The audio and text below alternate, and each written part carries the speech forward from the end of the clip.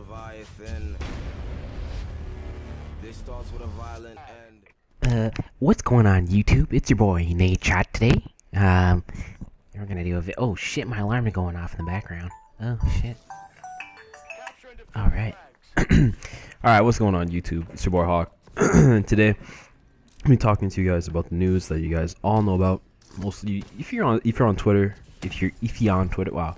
If you're on Twitter, you already know Mr. Nadeshot has said that he's taking a break from competitive Call of Duty.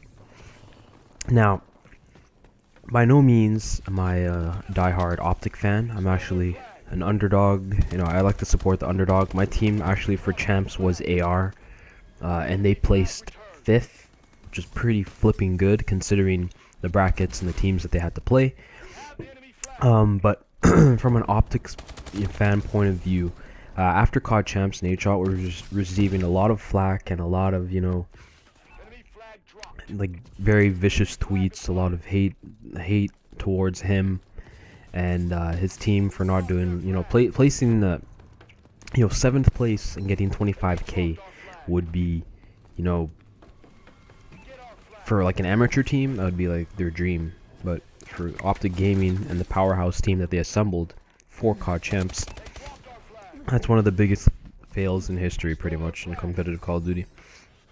So we knew some change would be coming eventually down the road, even though, you know, Scumpy and you have Krim and Formal all tweeting out things that they, you know, they're not gonna leave OpTic Gaming. So you had to figure that eventually something would be going down. But you know, things are how they are, and so now that Nadeshot said that he'll be primarily focusing on bringing, you know, more YouTube content, more live streams. You know, he's hitting on that girl Jenna Casimir, whatever her name is. I don't know what her name is. I'll link the tweet in the video description. She's alright, but he could do better than that. But yeah, so I think for a lot of people, Nadeshot has been, you know, the role model for a lot of kids up and coming in the scene. And one thing I don't really like about the Call of Duty scene, sorry if I keep clearing my throat so much, is that a whole bunch of people have egos for nothing. Like, you have egos for winning, you know, $1 wagers, man. Like, sit the fuck down. You're playing wagers, playing $1 wagers. You're you know, like, some people have egos for no damn good reason. That's what I gotta say. Especially some of the younger dudes, I'm not gonna lie. You haven't accomplished anything. You may think that you're the next Nadeshot, but if you don't have any humility and, you know, positive attitude and, you know, willing to give people a chance, I don't really, you know, I don't I don't know. That's something that there's so many little kids with egos, man. It's just so stupid.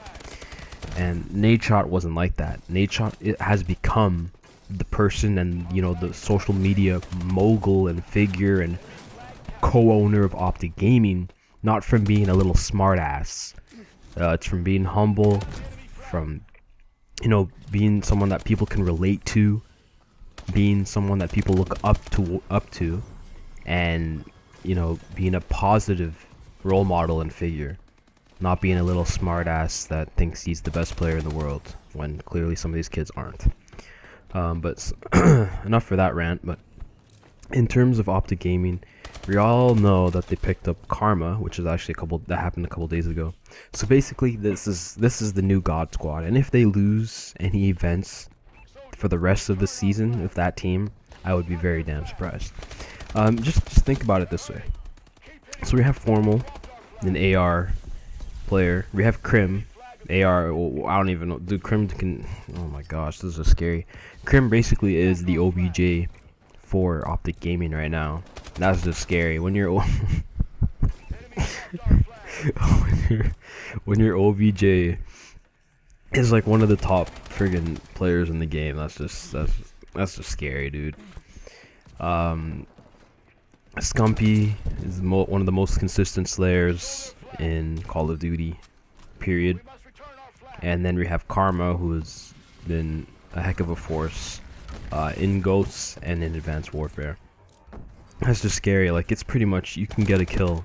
Maybe you might be able to kill one of them, but you're gonna get you're gonna get demolished by the rest of them. So that's really a formidable team that they've put together, and hopefully Nadeshot is able to, you know, get his head together. If he does decide to come back, who knows? OpTic maybe will have, who knows? Maybe they have 3 teams. Who knows? No, I'm just joking. It'll be OpTic Gaming, OpTic Nation. But I'm smacking my computer. See what's going. The fan is like going off right now. It's going off like sensor, freaking garbage thumb. I don't even know. Man, I'm messing up my commentary for you guys. But anyways, the future of Nadeshot in competitive gaming. A lot of people are just gonna. I can just see people bothering him every day on his stream. Like, dude, when are you gonna come back? When are you gonna come back? When are you gonna come back? And that's probably, you know, he mentioned that he has like anxiety issues. So that's probably something that's gonna like bug him for a little while. He did say that he'll be coming back, hopefully, towards the next title, which is Black Ops 3. And I don't blame him for taking a break. I really can't. You really can't blame him, because everything does fall on him. He mentions that if the team loses, he always finds himself at the bottom of the leaderboards, and then everyone's blaming him. And I could really see Crim, foremost a quiet guy. Scumpy and Nadeshot had their issues, but you know, that's all past them now. But Crim is the guy that probably, like, him and Nadeshot would butt heads. So that's, you know, it's really hard to be able to, you know, just, you can't really be a leader of a team when you're the one doing the worst, and you're the one, you might be the reason that the team is losing. It's really hard to maintain leadership and to have people listen to you when, you know, somebody's pointing out your flaws. So be that as it may, you know, there's going to be a lot of roster mania shaking down after the Call of Duty championships. You know, we have there's still season 2 matches going on for Advanced Warfare. I'm not sure when the final week or the final few games will be played for season 2. But we do have X Games coming up, and there's also that 250k tournament in October, right before the new Call of Duty launches. And yeah, there's a lot of different things. Now, actually, I'll save this for another commentary. I'm not gonna get into that right now. But a lot of the teams that, you know, looking to make changes. I recently heard that SB Neslo, you know, emotional Neslo, decided to leave SB, and then Dito did. So Fizzerp and John are on SB by themselves. Apathy's on Prophecy. You know, it's him, Mochilla, I think Ricky, and maybe Classic. There's a lot of, you know, I don't even know what happened to FaZe Black. This is like the second time, you know, FaZe Black decided to come back, and the team flopped again. And the first time it was actually a Beast team. I think it was Censor, Saints, Apathy, and Proofy. That's a beast ass team, and they couldn't win anything. And the same thing this year. FaZe Black was Apathy, Censor, Study, and Proofy. So basically all of them minus Saints, and that team did shit, placing almost, you know, 16th out of 32 teams for CoD champs, well out of the money, well out of contention. And they were another one of my favorites too. Even though I hate FaZe, I wanted to see those players do well. And hopefully Apathy, you know, Apathy and Mochilla, like, and some of the other guys. There's only a few guys that actually interact with their fans and viewers on stream. And Apathy and Mochilla are probably one of the top 2 guys that I've seen that actually do that. I mean, Nadeshot, he can't keep up with his chat. Scumpy can't keep up with his chat. But those dudes, they'll actually respond to your tweets. They'll talk to you. They'll, you know, interact with you as a viewer. And that's a good thing to see. That's a refreshing thing to see within the community. And now, one other thing I also want to mention is that I hope that TR does not break up. Now, TR wasn't even considered, you know, the team wasn't even considered pro status like 2 or 3 months ago, and then they end up placing top 2 at Call of Duty Championships, arguably the most important tournament of the year. And what can you say, 50k a piece, that's some decent coin for playing Call of Duty. So hopefully that team stays together, and hopefully they get into the Season 3 Advanced Warfare League. They should have been. I wish they bought a spot in the Season 2 League, because they are one of the top 2 team. Not top 2 team. I'm sorry, they're at least one of the top 5 teams. Call of Duty Championships, you know, it's one of those things where if you're on, you're on. If you're off, you're on.